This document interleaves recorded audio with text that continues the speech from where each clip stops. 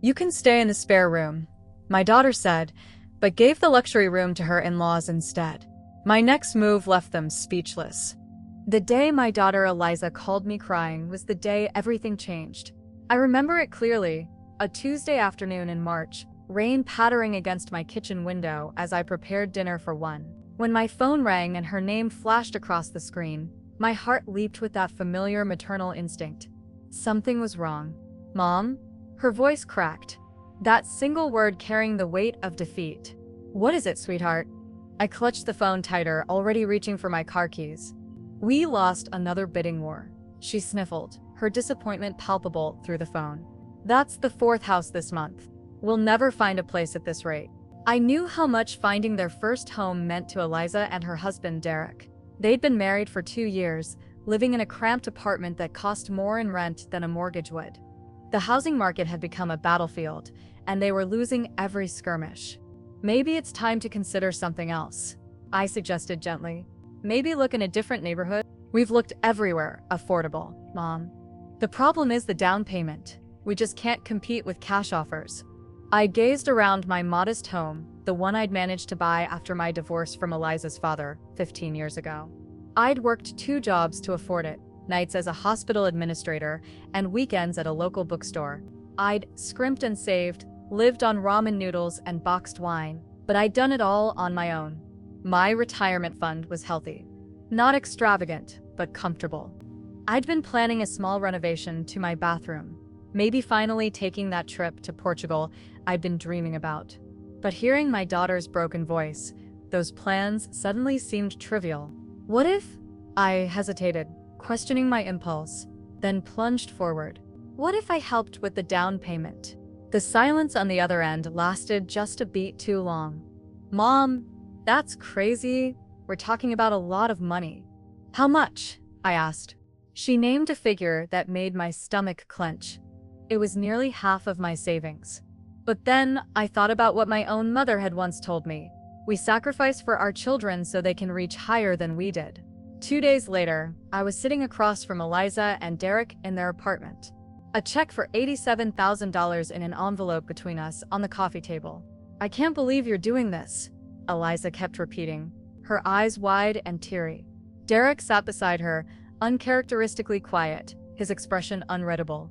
"I have one condition," I said, my fingers still resting on the envelope. "My name doesn't appear on anything, no loan documents, no deed, nothing. I want to keep this simple." Derek perked up at that, his posture relaxing visibly. "That makes sense. Less paperwork, fewer complications." What I didn't tell them was that I'd already consulted with my attorney, Raymond, who had advised me to at least get a written agreement about the gift. But looking at my daughter's hopeful face, I couldn't bear to introduce any suspicion into the moment. So I simply added a quiet addendum. "Just remember that this is a gift from me to you both. No strings attached." A small lie. Raymond had insisted on one clause, hidden in the final paperwork. A protection, he called it. I never imagined I'd need it. Within a month, they'd found their dream home. A stunning colonial with a wraparound porch in an up-and-coming neighborhood. The closing was smooth, and watching Eliza twirl in the empty living room of her new home, keys clutched in her hand, made every penny worth it. "You can come visit anytime, Mom," she promised, hugging me tightly. "We'll have holidays here, Sunday dinners, everything." I believed her. Why wouldn't I? For the first year, everything seemed perfect. I'd visit occasionally, bringing housewarming gifts and plants for their garden. They'd invite me for dinner every few weeks, and Eliza would call regularly with updates on their renovations and neighborhood news. But I began noticing something unsettling. Whenever friends or Derek's family were around, the narrative changed. They'd talk about how they'd saved for years for the house, how they'd hunted for the perfect mortgage rate, how they'd made sacrifices to afford it. Not once did they mention my contribution. I told myself it didn't matter. Perhaps they were embarrassed to admit they'd needed help. Perhaps they wanted to appear more financially successful than they were. Pride is a complicated thing, especially for young couples establishing themselves. But during a dinner party 6 months after they moved in, I overheard Derek talking to his parents in the kitchen. "No, we did it all ourselves," he was saying, his voice carrying a note of smugness. Eliza and I are just good with money, unlike some people who need handouts well into their 30s. His mother laughed approvingly. You two are so responsible. Not like Eliza's cousins, always borrowing from their parents. I stood frozen in the hallway, a tray of appetizers clutched in my hands, as my daughter replied, "We believe in standing on our own 2 feet." The betrayal stung, but I swallowed it. What good would confrontation do? They had their home, they were happy. That had been my goal all along. So I stayed silent. For nearly 3 years, I played along with their charade, never once revealing the truth to anyone. Not to Derek's smugly proud parents, not to their impressed friends, not even to my own sister who wondered aloud how they could afford such a lovely home in this economy. Until the week they invited me to stay. "Please come for a visit, Mom," Eliza had said over the phone. "You work too hard. Take a week off, relax in our guest suite. We barely see you these days." A week of quality time with my daughter. How could I refuse? Little did I know that accepting that invitation would change everything between us, forever. The house looked even more impressive than I remembered. 3 years of careful landscaping and exterior updates had transformed it from a beautiful home into a showpiece. As I pulled into the circular driveway, I noticed fresh mulch in the flower beds and new rocking chairs on the wraparound porch. The front door was a deep navy now. Eliza had mentioned painting it last month. She greeted me with a warm hug, looking polished in her linen dress and minimal jewelry. I felt underdressed in my travel clothes, but she quickly ushered me inside. "Mom, I'm so glad you're here. Let me show you to the guest suite. We completely renovated it last fall." I followed her up the curved staircase, my suitcase bumping against each step as I carried it. Derek was apparently at work, and the house had that perfect staged quality of a home that's rarely lived in or perfectly maintained. "Here we are," Eliza announced, pushing open double doors to reveal what could only be described as a luxury hotel room. A king-sized 4-poster bed dominated the space, dressed in crisp white linens and a mountain of pillows. French doors opened onto a small private balcony, overlooking their manicured backyard. The ensuite bathroom gleamed with marble and featured a soaking tub I immediately imagined myself in, book in hand. "This is beautiful, sweetheart," I breathed, genuinely impressed. "The sheets are Egyptian cotton," she said proudly, "and I'll bring you breakfast in bed tomorrow morning. You deserve to be pampered." That first night was perfect. We ordered takeout and watched old movies in their home theater room. Eliza curled up beside me on the plush sectional, just like when she was little. We laughed at the same scenes. And for those hours, I felt truly connected to my daughter again. I slept like a stone in that magnificent bed, waking to the promised breakfast tray, fresh berries, still warm croissants, and coffee in a china cup. Eliza sat on the edge of my bed while I ate, chatting about neighborhood gossip and asking about my work. I couldn't remember the last time we'd had such easy conversation. The second day followed much the same pattern. I took a long walk around their neighborhood in the morning, browsed Eliza's extensive book collection in the afternoon, and enjoyed a home-cooked dinner with both Eliza and Derek that evening. Derek was charming, asking about my garden back home, and seeming genuinely interested in my answers. I should have known it was too good to last. On the third day, as I was enjoying my morning coffee on the balcony, I heard the unmistakable sound of car doors slamming, followed by boisterous voices downstairs. I wrapped my robe tighter and peered over the railing to see Derek embracing an older couple, his parents, Margaret and Richard. Their voices carried clearly in the morning air. "Surprise! We decided to come early," Margaret's voice rang out. "The Florida house is renovated, and we thought, why stay in a hotel when our children have this beautiful home?" A flutter of anxiety rippled through me. Eliza hadn't mentioned her in-laws were coming. I quickly dressed and headed downstairs, plastering on my best smile. "Martha," Richard boomed, as though we were old friends rather than people who had met perhaps 5 times. "Eliza didn't tell us you were visiting too." Before I could respond, Eliza appeared, looking flustered. "Mom, can I talk to you for a minute?" She led me into the kitchen, her smile tight. "So, there's been a slight change of plans. Derek's parents are staying for 2 weeks. Their condo in Florida had some water damage, and they needed somewhere to go." "That's fine, sweetheart. It'll be nice to spend time with them too." I tried to sound sincere. "The thing is, She twisted her wedding ring nervously. They always stay in the guest suite when they visit. It's kind of a tradition. I blinked, processing her words. Oh, well, You can stay in the spare room, she rushed on. It's smaller, but still comfortable. The spare room turned out to be their home office, hastily converted by the addition of an air mattress on the floor. A desk and filing cabinet were pushed against one wall, and half-empty paint cans from their latest project were stacked in the corner, filling the room with a chemical smell that made my head ache. There was no closet, just a standing rack where I could hang a few items. It's just for a few days, Eliza said, not quite meeting my eyes. Derek's parents have back problems, so the guest bed is better for them. I simply nodded, unable to trust my voice. Back in the hallway, I could hear Margaret exclaiming over the guest suite, my suite, until an hour ago.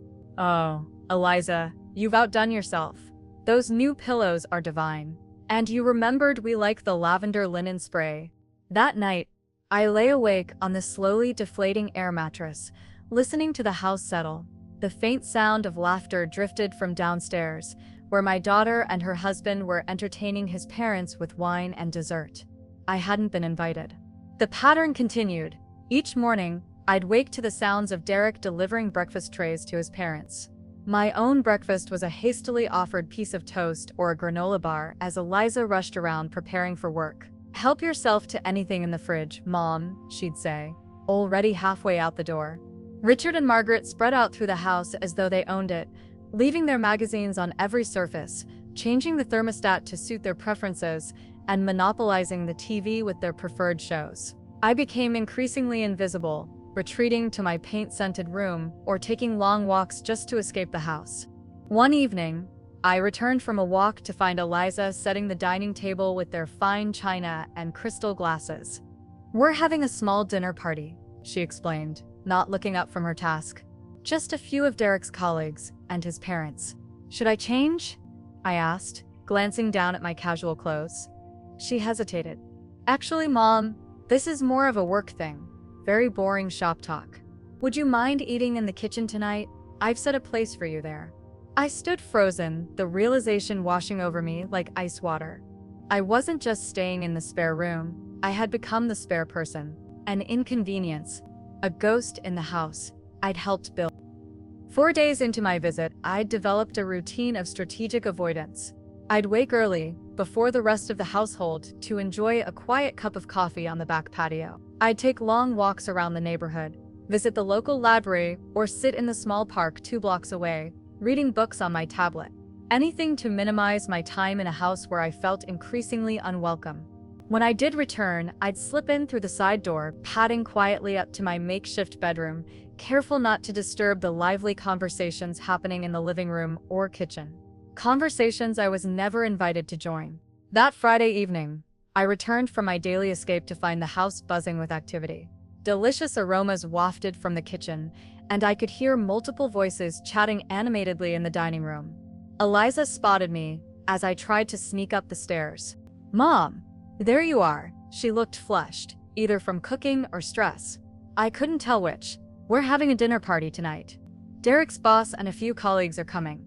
I'll stay out of the way, I offered immediately, knowing my role by now. Something like guilt flickered across her face. No, you should join us. I've set a place for you. I was so pathetically grateful for this small inclusion that I spent an hour choosing my outfit and fixing my hair. I even applied makeup, something I hadn't bothered with since that first humiliating day when I'd been shuffled out of the guest suite.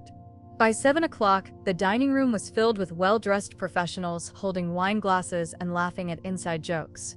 Derek worked at a prestigious architectural firm, and his colleagues were exactly as I imagined them, polished, confident, and clearly affluent. His boss, a silver-haired man named James, commanded attention with his booming voice and expensive watch that caught the light with every animated gesture.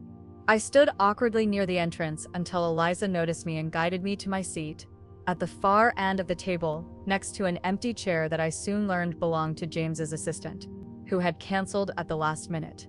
Margaret and Richard were seated prominently near the head of the table where Derek would sit. They were holding court, regaling everyone with stories of their recent Mediterranean cruise. Margaret's diamond tennis bracelets sparkled as she gestured, describing the simply divine coastal villages they'd visited. No one spoke to me directly, though occasionally someone would smile politely in my direction, if our eyes happened to meet. I felt like a ghost, present but not quite visible. The meal itself was impressive. Eliza had clearly spent days preparing. Course after course emerged from the kitchen. A delicate butternut squash soup, a fresh salad with pomegranate seeds, perfectly seared scallops, and a main dish of beef Wellington that elicited appreciative murmurs from around the table. "Eliza, you've outdone yourself," Margaret gushed after the dessert individual chocolate soufflés was served. "You're such a wonderful hostess. I've always said Derek married a woman with exceptional talents." Eliza beamed at the praise. "Thank you. We love entertaining in our home." "Speaking of your home," James said, swirling his after-dinner brandy, "Derek told me you two bought this place, what, 3 years ago? Just before the market in this neighborhood exploded. Smart move." "We got lucky with the timing," Derek replied smoothly. "But we'd been saving for years." I focused intently on my soufflé, trying to ignore the familiar narrative I knew was coming. "Young people today usually expect everything handed to them," Richard chimed in. "Not these two. They worked for everything they have." I felt eyes on me, and looked up to find Derek watching me with an expression I couldn't quite decipher. Was it warning? Amusement? Then he turned back to his boss with a practiced smile. "We believe in standing on our own 2 feet," he said, raising his glass. "No shortcuts." The table murmured appreciatively, and I noticed one of Derek's colleagues, a young woman who'd recently joined the firm, looking at him with undisguised admiration. Then Eliza stood, smoothing her expensive silk dress. My throat tightened. I knew what was coming, had heard variations of it at every gathering they'd hosted. But something about tonight, perhaps the accumulated slights of the past week, made it unbearable. "If I could just say a few words," she began, raising her wine glass. "The table quiet. Derek and I are so grateful to have you all here tonight, in the home we've built together." She looked around the table, her gaze skimming past me as though I were just another piece of furniture. 3 years ago, we took a leap of faith. Everyone told us this neighborhood was out of our price range, that we should wait, that we should settle for less.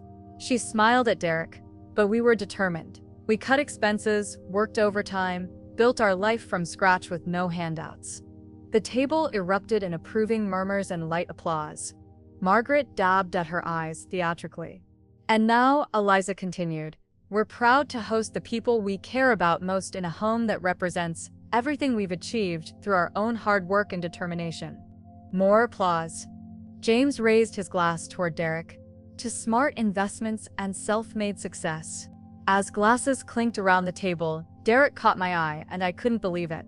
He winked at me. A small, smug gesture that confirmed what I had suspected. This wasn't just about saving face or avoiding embarrassment. They enjoyed this narrative. They reveled in the admiration it brought them.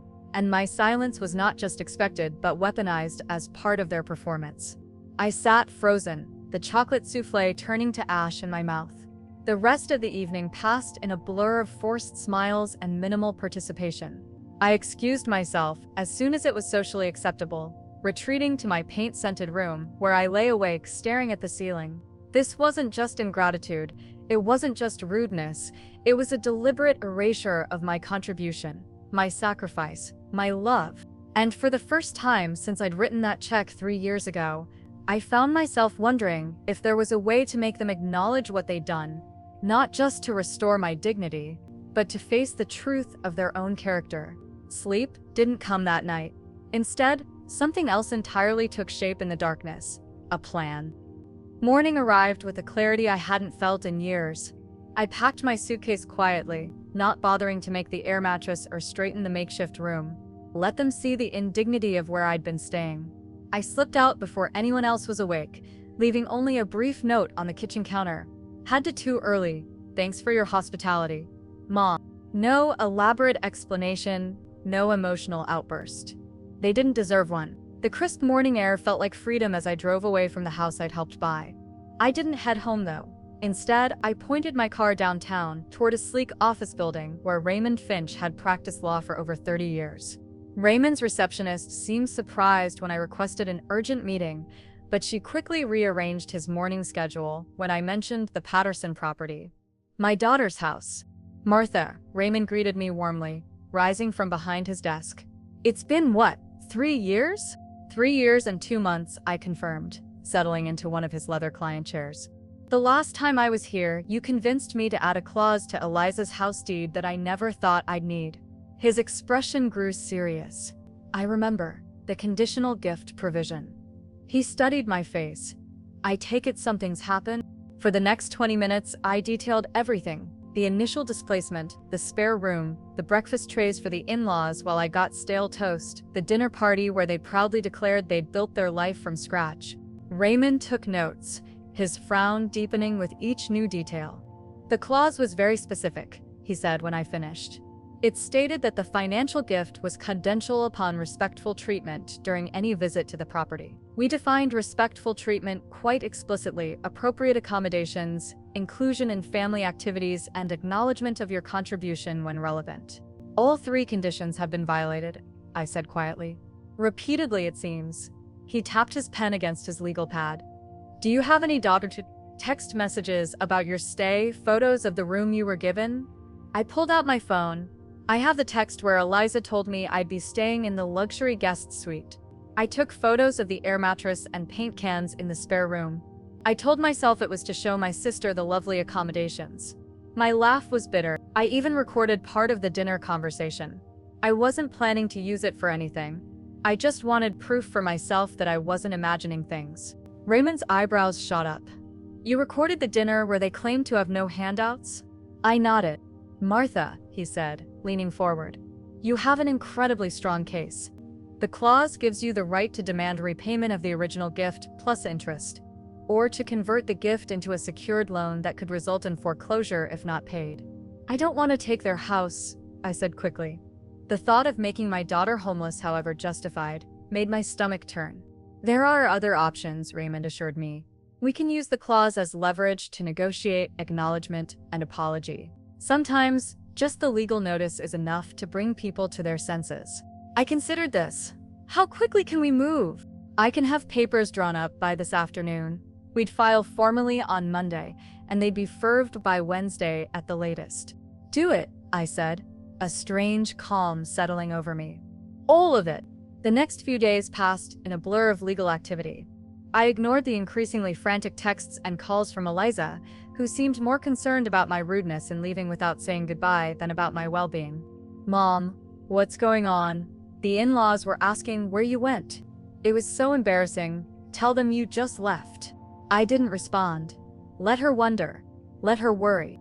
Wednesday morning, I was sitting in Raymond's office when his phone rang. He answered, listened briefly, then smiled at me.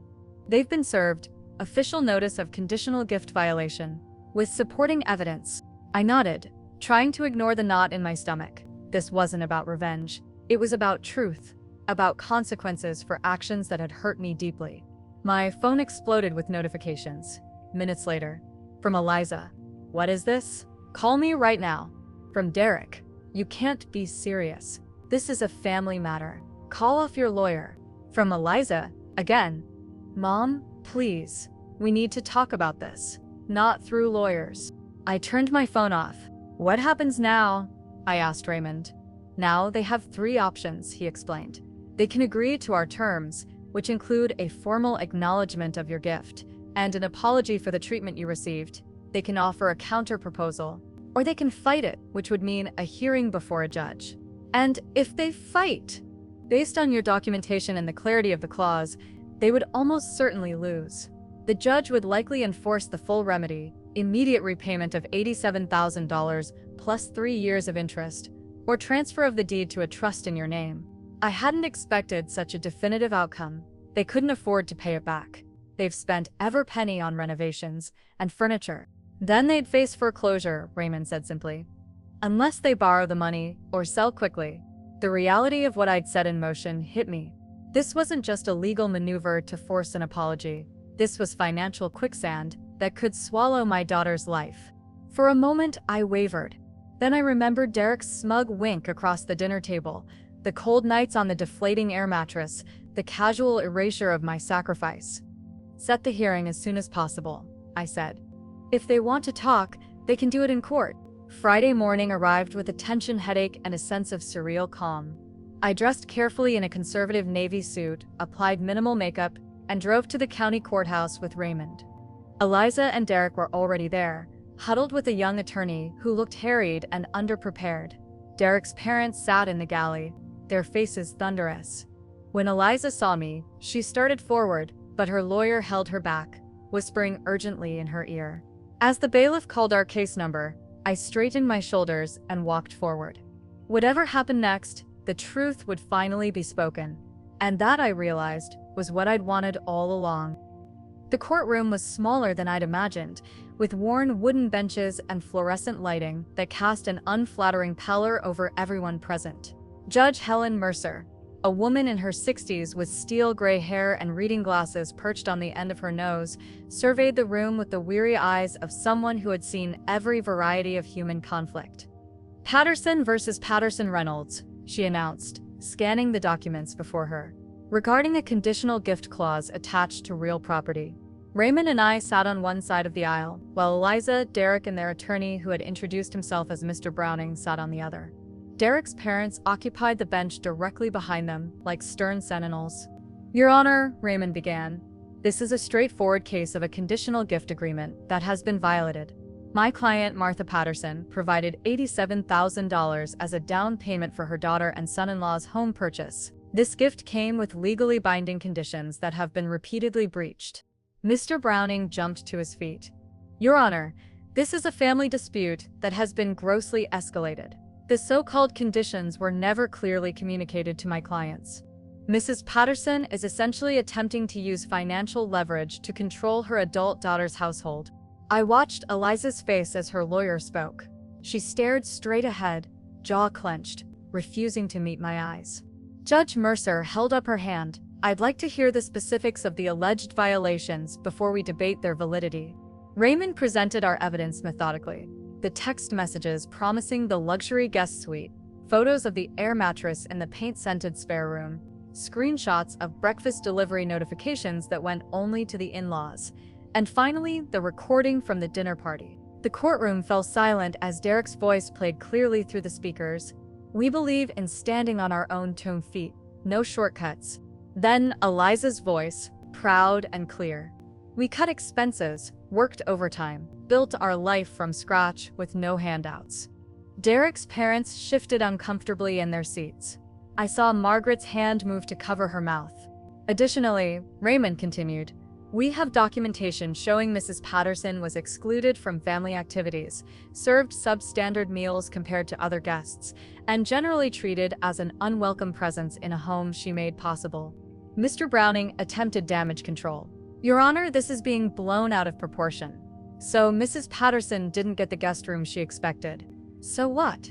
It's just a room. And families often speak in shorthand about their achievements. This doesn't constitute a material breach of any reasonable condition. It's just a room? I blurted out, unable to contain myself. Raymond placed a warning hand on my arm, but Judge Mercer nodded for me to continue. It wasn't just a room, I said, looking directly at Eliza for the first time. It was being treated like a second-class citizen in a house I helped provide. It was watching my daughter serve gourmet breakfasts to her in-laws while I got stale toast. It was being excluded from a dinner party in my honor. It was hearing my contribution erased, repeatedly, while my silence was taken for granted. The judge turned to Eliza. Mrs. Reynolds, would you care to respond to your mother's statements? Eliza stood, smoothing her conservative black dress. Your Honor, my mother has always been sensitive. We never meant to hurt her feelings. The guest room situation was a simple misunderstanding. As for the dinner conversation, everyone exaggerates their success a little bit. It's just social convention. Just social convention. The judge's voice was sharp. Ms. Patterson gave you $87,000 with specific, legally binding conditions. This wasn't a birthday gift with hurt feelings. This was a contract. Derek suddenly pushed back his chair and stood. This is ridiculous. It's our house. She gave us that money. You can't just take back a gift because you don't like how we treated you. Mr. Reynolds, the judge warned, you will control yourself in my courtroom. No, Derek's face had turned an alarming shade of red. Do you know how humiliating this is? My colleagues, my boss, everyone will know we didn't buy the house ourselves. The truth?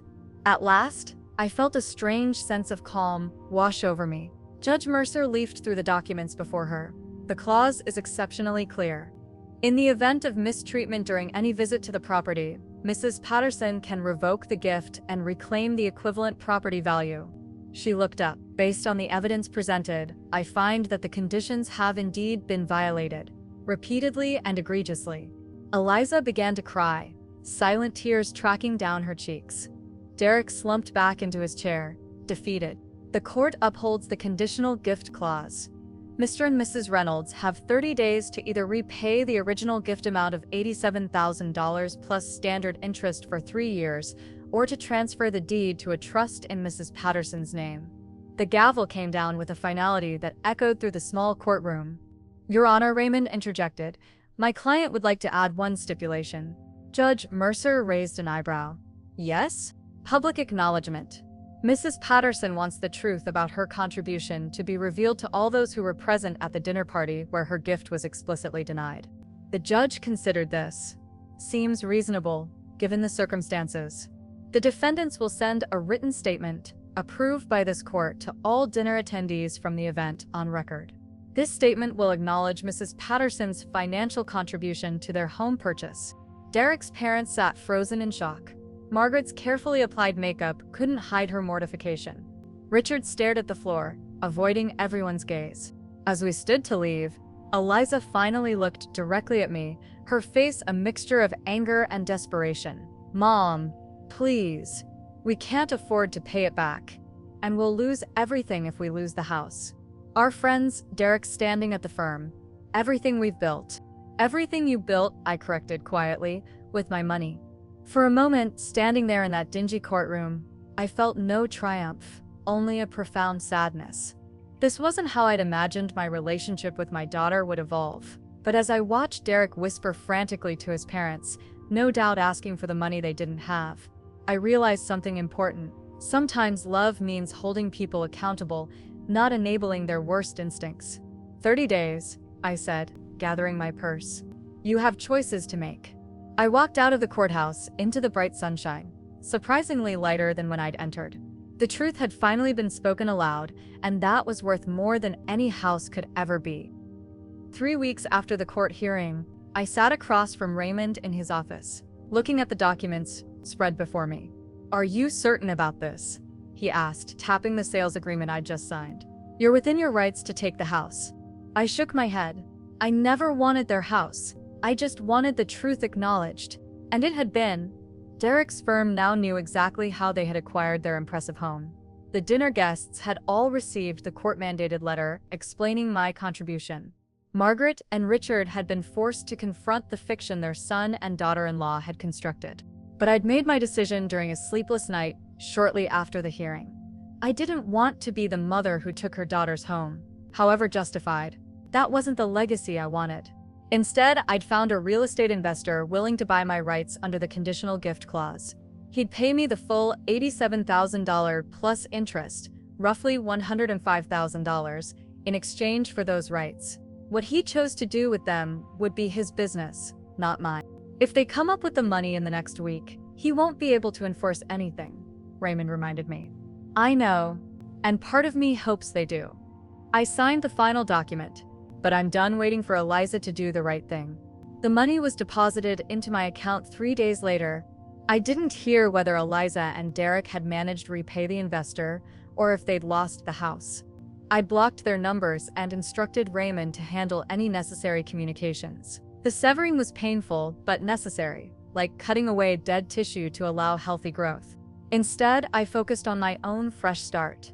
I'd always dreamed of living near water, of waking to the gentle sounds of waves against a shore. With the money from the sale of my rights and a portion of my retirement savings, I bought a small cottage on Cedar Lake, about an hour from the city. It wasn't grand, just 2 bedrooms, a cozy living area, and a kitchen with worn but charming countertops. But it had 3 features I fell in love with instantly. A wraparound porch, perfect for morning coffee, a reading nook with built-in bookshelves under a bay window, and a spectacular view of the lake that changed with the light throughout the day. Most importantly, every room in this house was mine. No one could relegate me to an air mattress or exclude me from dinner conversations. No one could erase my contribution or take my sanctuary away. Over the next few months, I settled into a peaceful rhythm. Mornings on the porch with coffee and a book. Afternoons tending to the small garden I'd planted or exploring the walking trails around the lake. Evenings watching the sunset paint the water with gold and crimson. I made friends with neighbors, other retirees who valued simplicity and genuine connection. I heard snippets about Eliza and Derek through mutual acquaintances. They'd managed to keep the house by borrowing from Derek's parents, who had reluctantly liquidated some investments. Derek had been passed over for a promotion, though whether this was related to the revelations about their home's financing was unclear. They were taking a break from hosting dinner parties. I felt neither satisfaction nor regret at this news. Just a quiet acceptance that actions have consequences, for them and for me. My consequence was a relationship with my daughter that might never be repaired. Theirs was a social standing built on falsehood that had crumbled under scrutiny. Then, 6 months after I'd moved into the cottage, my doorbell rang on a Sunday afternoon. I opened it to find Eliza standing there, looking thinner than I remembered, dark circles under her eyes. "Mom," she said simply. I didn't rush to embrace her, neither did I close the door. We stood in that threshold, years of hurt and disappointment hanging between us like an invisible curtain. "Can I come in?" she finally asked. I stepped aside, allowing her to enter. She looked around the cottage, taking in the simple furnishings, the vase of wild flowers on the coffee table, the wall of windows facing the lake. "It's beautiful," she said softly. "Peaceful." "It is." She turned to me, twisting her wedding ring, a nervous habit since childhood. "I've been in therapy. Derek too. We're working through some things." I nodded, waiting. "I should have told them the truth from the beginning," she continued. "About you helping us. I was so desperate for their approval, for everyone's approval. It became this performance, and then I couldn't stop. And the way you treated me when I visited." She looked down. "I was terrified you'd accidentally reveal the truth. So I kept you away from them as much as possible. It was cruel and calculating, and I'm so sorry." I didn't respond immediately. Sorry seemed inadequate for 3 years of lies and a week of deliberate humiliation. But it was a start. "Would you like some tea?" I offered eventually. "We can sit on the porch. The afternoon light on the water is spectacular." She followed me to the kitchen, watching as I prepared 2 mugs. "This place has 2 bedrooms," she observed hesitantly. "Do you have guests often?" I measured tea leaves carefully before responding. "Occasionally, my sister visits, some new friends from around the lake. Would it be possible for me to visit sometime, maybe stay overnight?" I looked at my daughter, this flawed, complicated woman who had hurt me deeply but who was still, despite everything, mine. "You can stay in the spare room," I said. Her face fell slightly, understanding the reference immediately. I continued calmly, pouring hot water over the tea leaves. "It has a proper bed, clean sheets, a view of the garden, no paint cans."